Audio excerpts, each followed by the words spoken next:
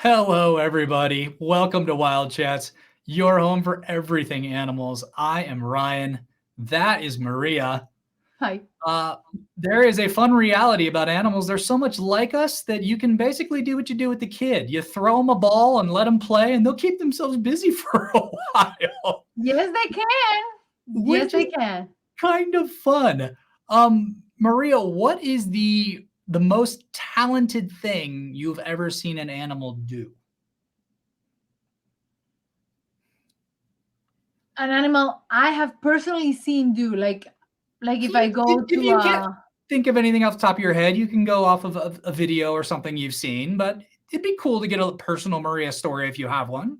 ah I went to a big cat rescue in Florida, Okay. and I actually enjoy how the guy who takes care of the animals just literally stands on the cage, not necessarily playing with them, but being very comfortable with them, and the animals being very comfortable with him. And we're talking about the ligers, which is a mixture between a tiger and a lion, and these gigantic animals, and how they're so playful with him. So although it's not an acrobatic or something really playful, it is just the way that they interacted with him that I found extremely fascinating. Okay. Okay. Um, so you would think that if you throw an animal a ball, they're gonna do what? Probably bat it around a Well, little bit, bite talking it. about cats, if you talk about cats, I've seen videos of throwing them balls and how they jump into the water like a tiger's jumping into the water Okay. to play with the Okay. ball. I love Okay. that. That is adorable. So this guy, he found himself a ball, and I don't know where they're at. They're in some kind of store of some sort, and he found himself a ball and decided to take a different approach of how he was going to play with the ball. Let's see. Oh, that is not what I would have said. And that's like a store. It's not like a pet store. No, it's like a Walmart or something like that. I mean, it's like they always have those bins with the big balls and stuff that you can grab, and kind of kids usually mess around with them, or young adults, You know or what that full is? size That's a adults. Target store. Probably. Yeah, based Um, on the colors and the font. oh yeah, that's a good point. You're right. The you whatever sign that is a Target. Good Yep. call. Very Yep. good And the red call. ball. I'm thinking. I'm just my head is going through it, That's a thinking what else dog would though, it be? right? I'm assuming that's a dog. It looks a It little looked goatish. like a sheep for a Yeah, it looks like a second. sheep, but it's just a fluffy poodle, right? It is a fluffy poodle. Okay. Okay. Fluffy I'm poodle. not sure the fluffy poodle is having fun, but I'm sure he is. It's just he You don't looks think like so? Why else would if he have hopped on this thing if he wasn't like having a good time? You think his owner just threw him up there and said, "Go, Lassie, go"? go. No, it looked like it's a trained dog. I bet you they made it just for the fun of it. They're like, "Take that, street monkey. You got a little, Weird Al Yankovic instruments, but I can balance on a ball. Take that." It could be a one of those stunts for publicity stunts that they did just to prove that Target is a cool place. Maybe because you assume that chick would have like stopped and looked a little more than just like a passing glance. But she would have Yeah. seen the dog coming all the way down the aisle, so it's not like she just got to the aisle and then saw it for the first time, probably. Even if I have seen that dog crawling, doing that for 5 minutes, my face will not be all nonchalant, like, oh, I just saw a soap, you know? Oh, look, it's a dog bouncing on a ball. Where do I get sheets at? Oh, it's by the dog. Okay, I'm going to move on to Yeah. something else. Hold on, next thing. That's her face. Like, honestly, the most intriguing part is how come that human being is not thrilled by the situation. But whatever. There are Care Bears there too, by the way. Those And that's like a kind form of balancing because sometimes animals will balance to kind of get themselves some dinner or lunch. Not by doing tricks on the street, but apparently in Louisiana, there are alligators that have learned to balance sticks on their noses. Are you serious? So when the birds are in nest making season, I've heard of that. I've heard of that. I forgot. I thought you were gonna go with a whole completely different angle with this. no, Go ahead if you know more about it. That would be awesome. No, I don't know more about it. I just know they choose the perfect branch that is the perfect thickness for the birds to make their nests, Uh-huh. so that the bird feels enticed to go get closer to the alligator and therefore grab the branch. Uh-huh. And voila, dinner is ready. Mm-hmm. So do you know how you can tell when the bird knows what's going on and he's kind of wise to the trick of what the alligator's doing? When he's flapping his wings up. That's probably too late. I will probably think it will be some sort of pecking or maybe throwing a stone from up above. I'm gonna go with that because I know crows will do that. Okay. Crows typically aren't in areas where alligators are. Like, are they? I don't ever see. I see like cranes and egrets and like animals like that are usually in like swampy. No. What I meant by crows is separate from the story. I just said crows are very smart. Oh, okay. That was like I don't know if and a crane will you do really that. like crows too. So it's just going to be like, oh yeah, I went and bought myself some groceries today. And crows are really smart if you didn't know that. That's what it sounded like. By My the way, niece just had a if you brand have a new crow, baby. they may take your eyes out. So if you've ever seen like a bird or like chickens do this a lot where they bob their head up and down, you've seen this, right? I guess the purpose of doing that is it gives them better depth perception and it sharpens their vision. So by moving their head like that, it increases their visual acuity. So I would assume if you ever see an egret sitting on like the shoreline and an alligator bouncing a stick on its nose and the egret's doing this, I think he's probably going to be all right. He's like, I got you. I see you. I don't see you. Hold on. I see you. This is what I think the egret is doing. Actually, I've never seen an egret do that.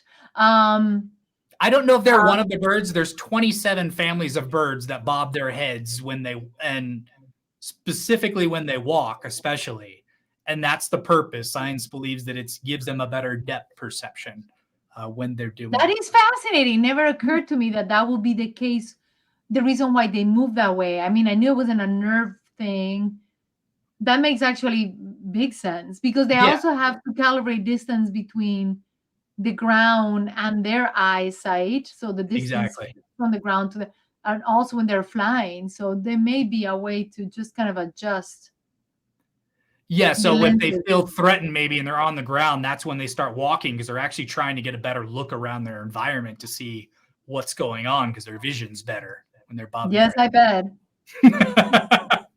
And this one's just for fun because we're on the balance category. The bear's legs are actually bow-legged because it gives them better balance, but it also gives them better grip on trees and stuff when they're climbing them. That's why I didn't think. Oh, how cute is that? I mean, I knew they needed some serious orthopedic help. I wouldn't want my child to have bow legs. Yeah, but that makes sense. Yeah, so I always thought I came across that. I'm like, that's kind of interesting. I never realized that. Animals are just perfectly designed, period. I mean, we are too. You give us a few million years and we get there eventually.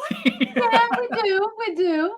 Now, some animals are a little more, we'll say, traditional with their ball playing, but they can also sometimes be a little bit violent. Okay. Oh, poor guy. They seem like they're having a good time, though. I think the nice thing is, he hit him in the face with the ball, but at least he's going to carry him to the hospital as he drags him across the ground. I think that's kind of him. Oh yeah, of course. I mean, the guy went into a coma. The guy went into a coma, and he's dragging him to make sure he wakes up. He bumped his head so many times. So if he starts shaking him around, that's when we know there's a problem. No Johnny, kidding. wake up, Johnny! I mean, he could just literally done this with his trunk and just up we go. Up we go. Throwing your ponytail over your shoulder or a bag of something or other. Off you go. Just going for it. Are you a big donkey lover? I've heard you talk about donkeys before. Are they like one of your favorite animals or middle of the pack? Not necessarily one of my favorites. I just admire them a lot, not only because of their strength, but they're also very, very smart animals. So they're very useful in many categories in a farm setting. Not only are they great at holding weight, they're also amazing at protecting others. So there have been stories of having donkeys around preserves and things like that. And there was one video I saw of a donkey actually attacking a hyena to kick it out. And it was funny because the guy who's describing it is like, oh, a dog. And I'm like, that is not I mean, it could have been a dingo for all I know, but it looked like a hyena because they didn't specify the setting. And sometimes the arid Africa looks similar to me to an arid Australia. So yeah, because I've actually read stories too where they actually farmers and they use donkeys as guard dogs essentially for exactly very good guard dogs. They're loud, they're strong, they're honestly apex in their equine category. And when they breed them with other equines, there's some species of donkeys that are so majestic. Like you don't think a donkey is majestic, but the larger donkeys, they truly are majestic. There are some big ones. Yeah, I guess they're like, what do they call, high knees or something? If they do a horse and or a mule as a mix between I can never keep them all straight, but a mule is a mix, but a high knee is also a mix. Yes, it is a mix. I don't remember about what the mix is, but I know they also mix them with zebras. Really? You can breed a donkey and a zebra? Or was it a horse? No, I think it's a horse and a zebra. Okay, I've heard of that. Well, I mean, interesting. If you can breed a mule and a horse, and you can breed a horse and a zebra, I wonder if you could breed a. But if you breed a mule, the mule is usually sterile. Already a mix. Yeah. So I don't remember. There's a video somewhere about it that we. Here's some fun trivia for you then. Since you live in Florida, which is one of the only places where alligators and crocodiles coexist in the same space, can alligators and crocodiles reproduce together? I don't think I've ever heard of the two of them reproducing. I mean, they live in close environments nearby, but that's a very good question. I came across it the other day. I wasn't looking for it. I don't know how I got there, but I somehow got on the alligator crocodile page, and that was one of the questions. And then once I read the answer, I'm like, you're just an idiot. How did you not know that? Basically, we know how ancient crocodiles are. I mean, they were around during the time of the dinosaurs. Yeah. Alligators are almost equally as old. Like they are both essentially living dinosaurs, which means that their species split millions of years ago. So genetically now they may look alike, but they are nowhere near the same animal genetically. Yeah, that's what I thought. And so it's not possible. You'll never see it. It is fascinating to think of hybrid animals and the chimeras that have come up. But that's science finding the genetics that interlink in order to create a species, but doesn't necessarily mean the species is going to be stable. Yeah. Or it will continue reproducing. Many of those species that are hybrids or chimeras end up becoming sterile. Yeah, that's the catch. I've heard of that with a couple different animals. They may be able to crossbreed and only like 2% of the offspring even survive. And if they do, they're not able to reproduce, where mules are a mix and mules can keep reproducing. I don't know if a mule can though. Yeah, that'd be interesting. There is one of them that cannot reproduce. I just can't remember which one. Okay, but mules are so common. I guess I figure if there's that many of them around, they should be able to reproduce, but maybe you just get that many times that a horse and a donkey are that easily mixed together, and that's why you get so many mules.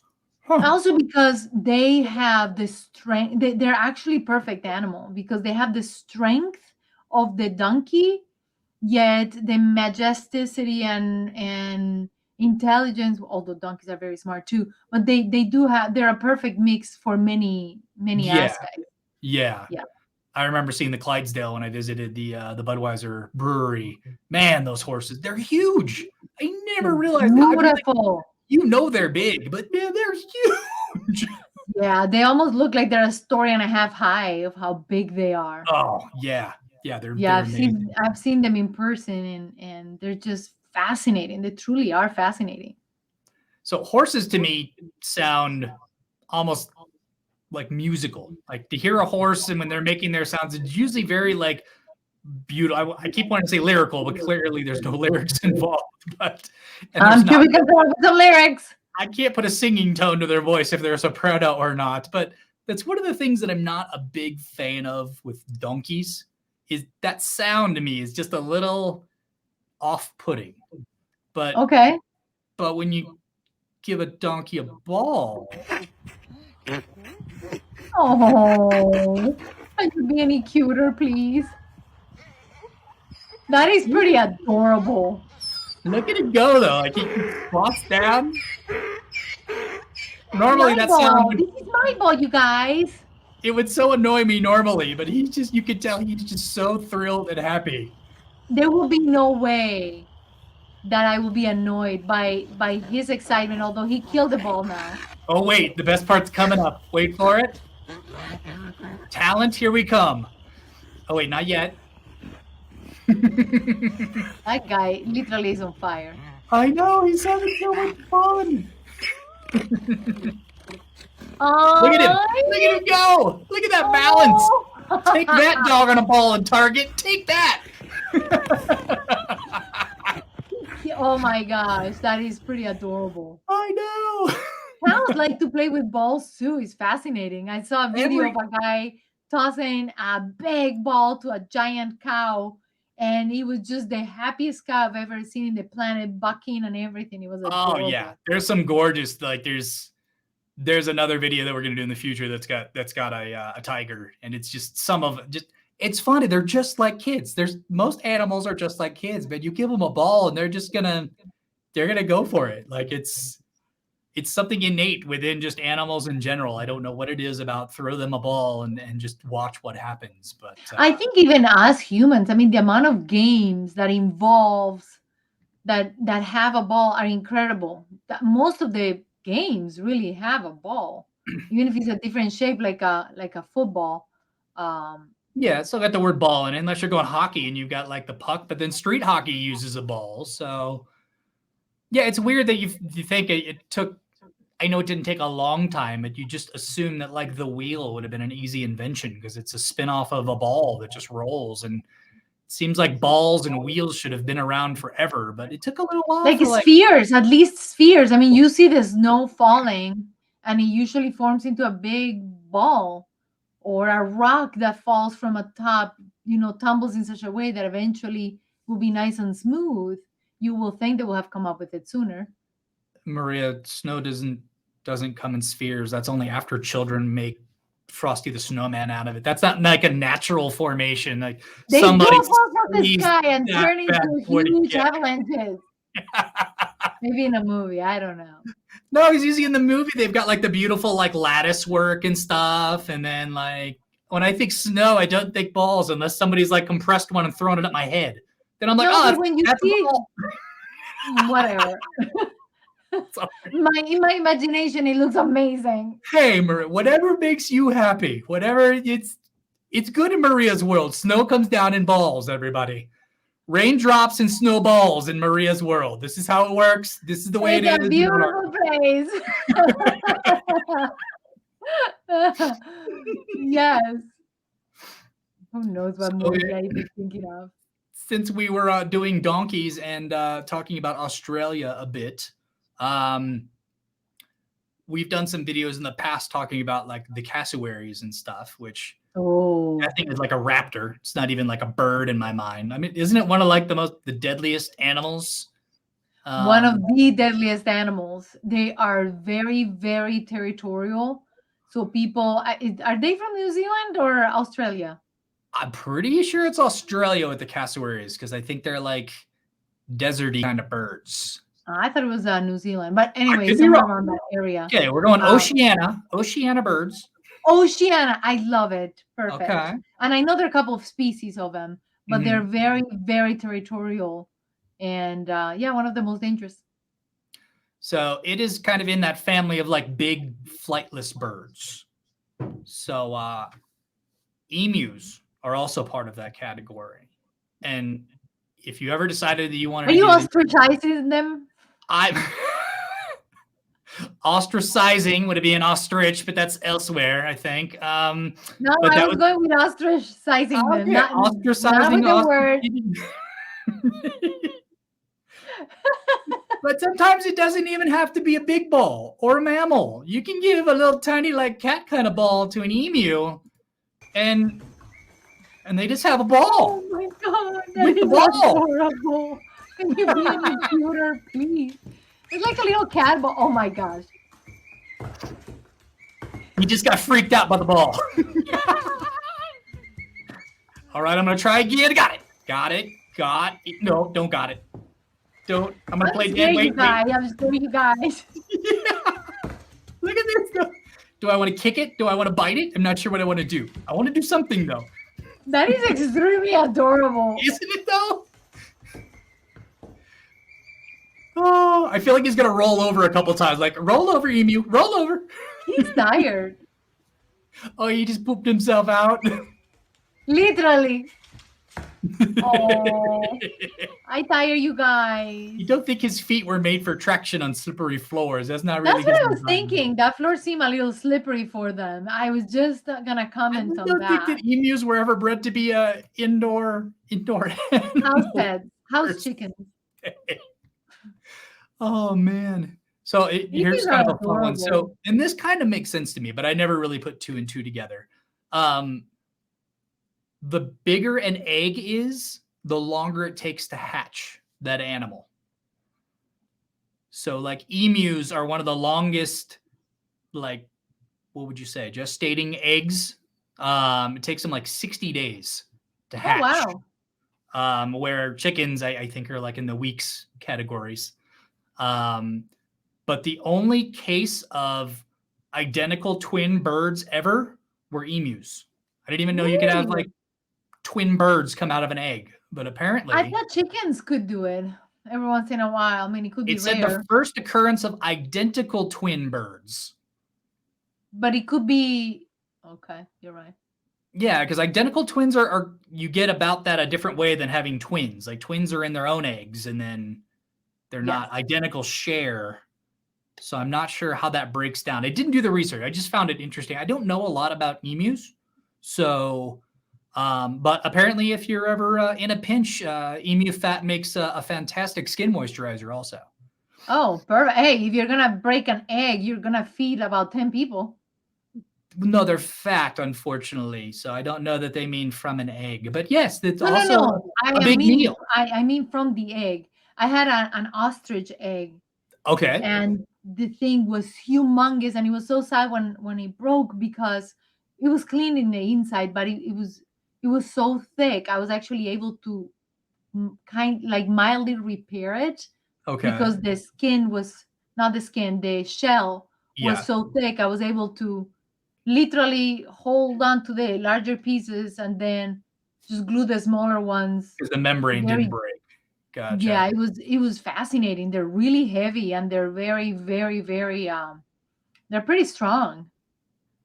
So emu are actually, they're like a huge population in Australia to the point where they had like a great emu war in Australia because they had to do a culling because there just was too many emu around.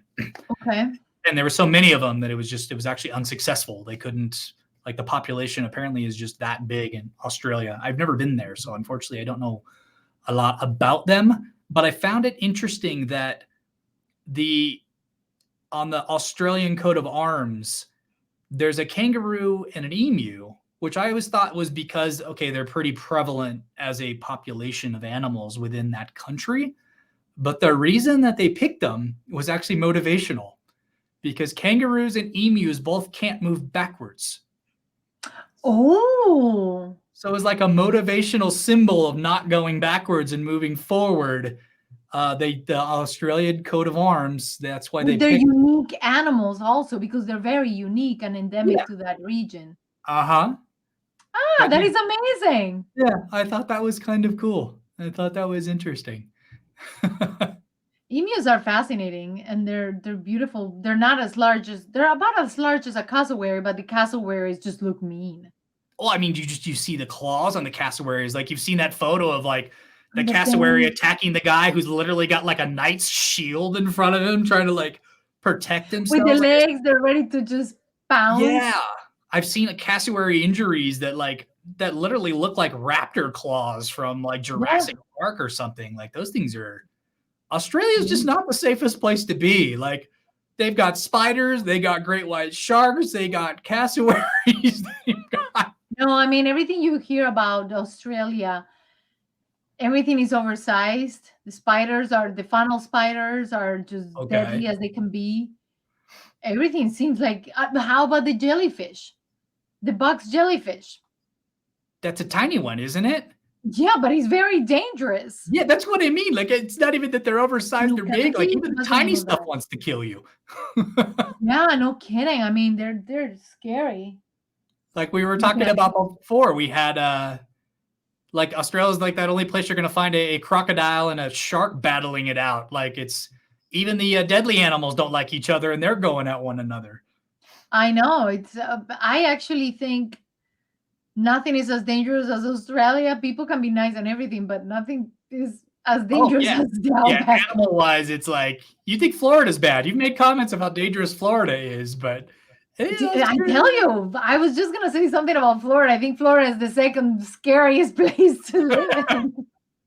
When I was getting that alligator podcast together that we did, one of our first ones, I came across a fact that there was a military leader who was from, I think he was from that general region. It was from Caledonia, one of the islands just off Australia. And they have a lot of rivers that run through, like the northern part of Australia, particularly. And one of the rivers is basically called, like, they've got 3 of them. So it's like a north, south, and west, like alligator river. And I'm like, alligators only exist in America and China. This guy's from Australia, but somehow when he saw the critter in the water, he first thought was alligator. Yeah, that's bizarre. And that's why they named it the Alligator Croc River. Okay, fine, Croc River. Yeah, North Croc River, South Croc River, like that told him. And I'm sitting there to the point where it actually made me research this guy's history. I'm like, okay, did he ever has this guy ever been around an alligator? Why would that be your first thought? And he had traveled to like South America. And I'm like, okay, so no. What was the answer? There's no answer. The guy's just an idiot. Maybe it was a smaller crocodile and he thought it was an alligator. But the guy had probably never seen an alligator in his life, is my point. It didn't look like he had ever served in China. He'd been to South America. Maybe he was sarcastic. Maybe, but he like grew up in an island off of Australia, yet he named it Alligator River. Maybe he came to Florida and found the Alligator Alley to be just the perfect example. That's why I went to Wikipedia. I'm like, okay, this guy has to have been to Florida or some part of China to even know that there's like another crocodilian species to name this river, to mistake it. It'd be, I can't even think of a parallel for you and I. I just was like, okay, I was flabbergasted, and it's not like crocodiles are ginormous, like you said. They're ginormous. Australia, like you're not mistaking that for an alligator. No, ever. Size.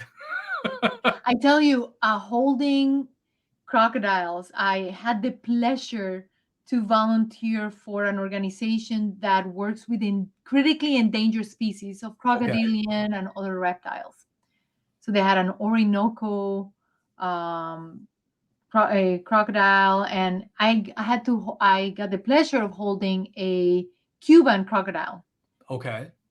And when people think of crocodiles, they think the skin is gonna be like dry and scaly, like that Lubriderm commercial that just show you the skin is scaly. It's actually very soft, and in a weird way, like it's incredible holding one of those animals and just having the pleasure to hold it for a couple of hours because we were promoting, endangered species welfare and just raising funds for this organization.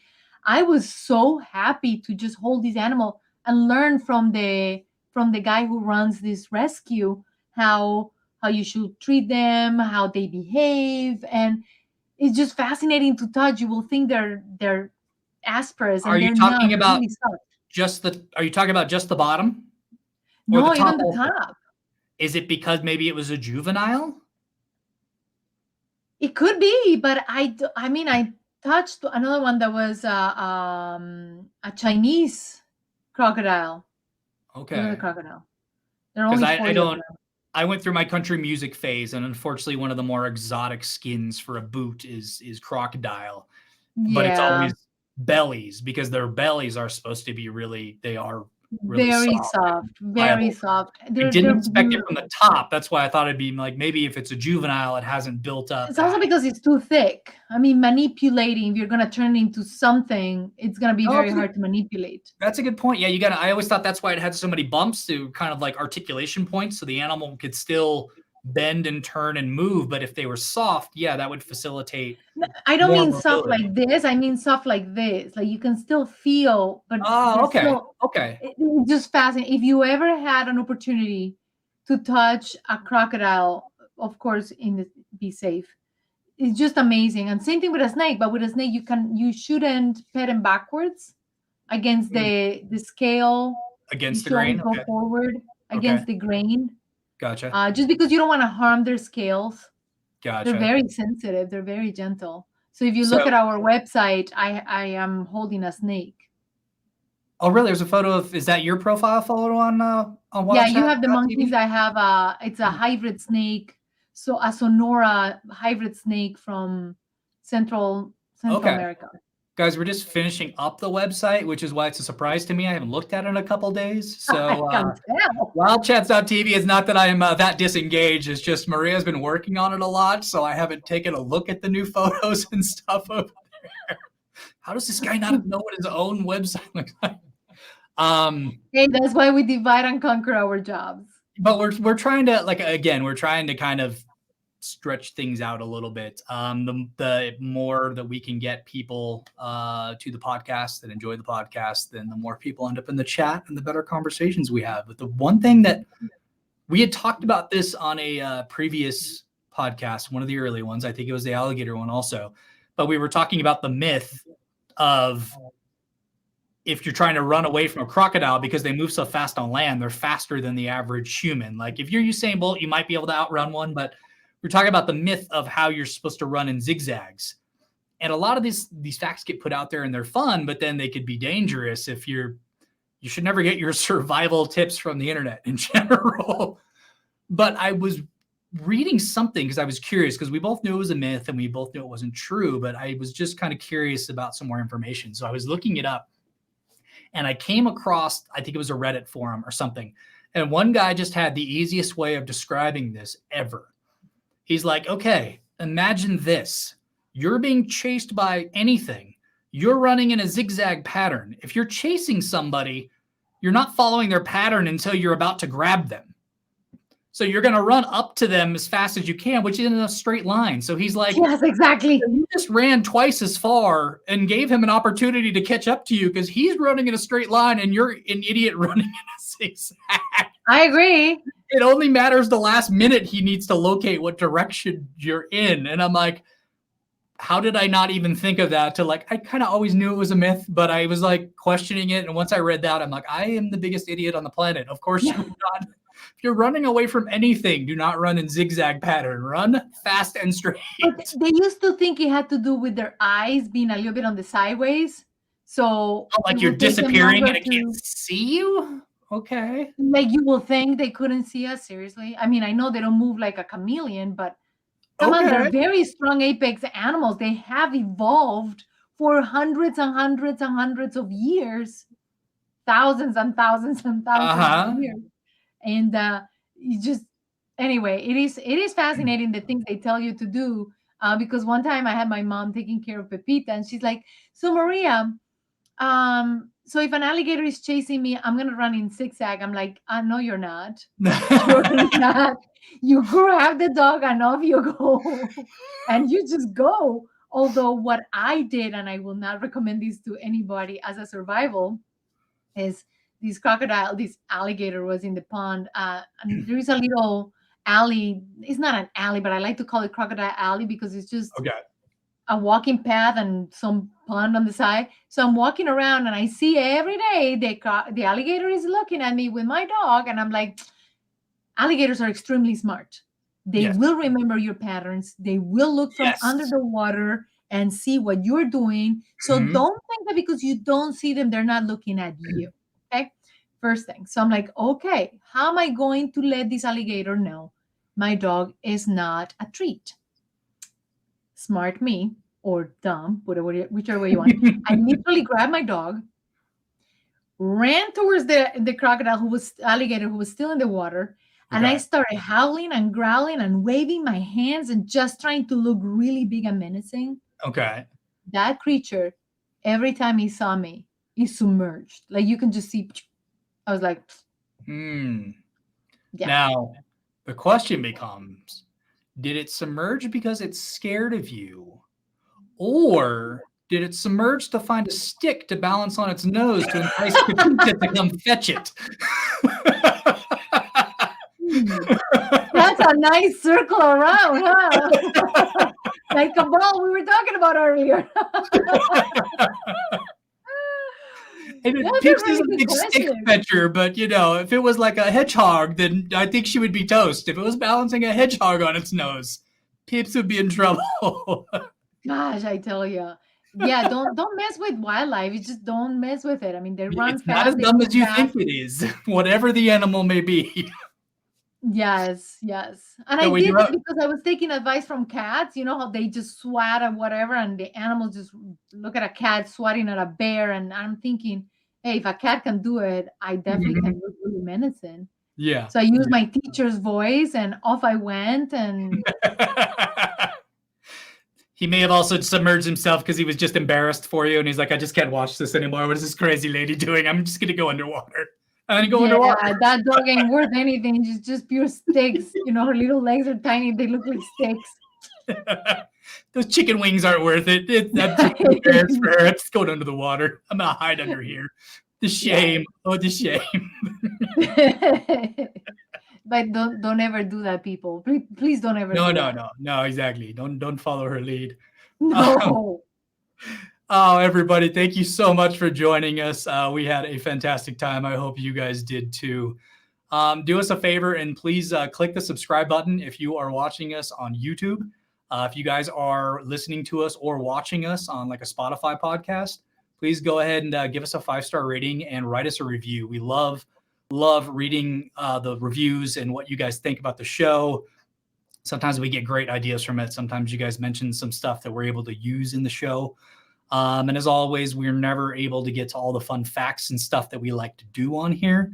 So at the bottom of the descriptions, we're going to go ahead and put a few bonus material links. So if you want some more fun emu facts or some of the other stuff that we kind of referenced, but we never have enough time to get to, those will be down there. And again, guys, thank you so much for watching, and we will see you later. Until next time.